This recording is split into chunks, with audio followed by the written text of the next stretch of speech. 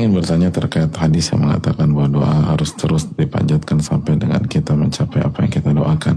Bagaimana kita dapat mengetahui bahwa apa yang kita doakan belum waktunya diijabah, atau doa kita diijabah dengan hal yang tidak sesuai dengan apa yang kita harapkan? Jika doa kita ternyata diijabah, bagaimana dengan hal yang tidak sesuai dengan yang kita harapkan? Apakah boleh kita tetap meminta dan berdoa dengan hal yang sama dan berdoa, doa akan dijabah sesuai harapan kita? Yang pertama, berbaik sangka kepada Allah dan yakin kepada Allah Subhanahu wa taala, dan yakin apa yang Allah janjikan kepada kita, dan Allah menjanjikan pengabulan. Lalu yang kedua, tidak usah terlalu dipikirkan kapan diijabah, gimana prosesnya, itu nggak usah dipikirkan. Dan yang ketiga, berusaha dan berikhtiar semampu kita dengan jalan yang halal. Jadi jangan pengen jodoh ini udah doa tapi nggak ngapa-ngapain. Rizki ya berjuang, kerja doa. Jangan nunggu di rumah. Usaha sesuai dengan jalan yang halal dan totalitas. Lalu yang berikutnya, tawakal Allah.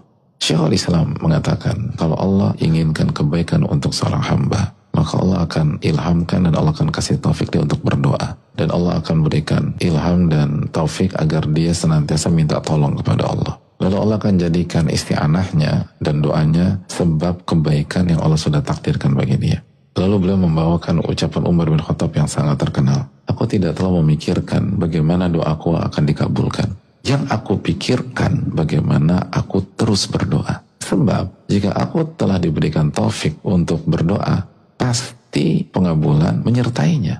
Ini kaidah mahal. Dan kita nggak lebih cerdas daripada Umar. Kecerdasan beliau di level tertinggi. Critical thinking beliau di level tertinggi. Dan beliau katakan, jangan terlalu mikirin gimana doa itu dikabulkan. Itu bukan urusan kita. Itu urusan Allah. Yang harus kita pikirkan, gimana kita selalu berdoa. Gimana kita selalu minta pertolongan. Lalu berusaha. Nanti Allah yang atur semua. Karena kalau kita diberikan ilham dan taufik untuk berdoa, otomatis pengabulan itu akan bersama doa-doa kita. Karena Allah yang berfirman, ud'uni astajib lakum, minta kepadaku aku akan kabulkan. Dan Allah berfirman, wa idza sa'alaka ibadi anni fa inni qarib ujibu da'watad da'i idza da'an. Dan apabila hambaku bertanya tentang diriku, katakan aku dekat. Aku kabulkan doa orang yang berdoa. Allah nggak mungkin bohong. Innallaha la yukhliful mi'at. Allah nggak akan mengingkari janji-janjinya.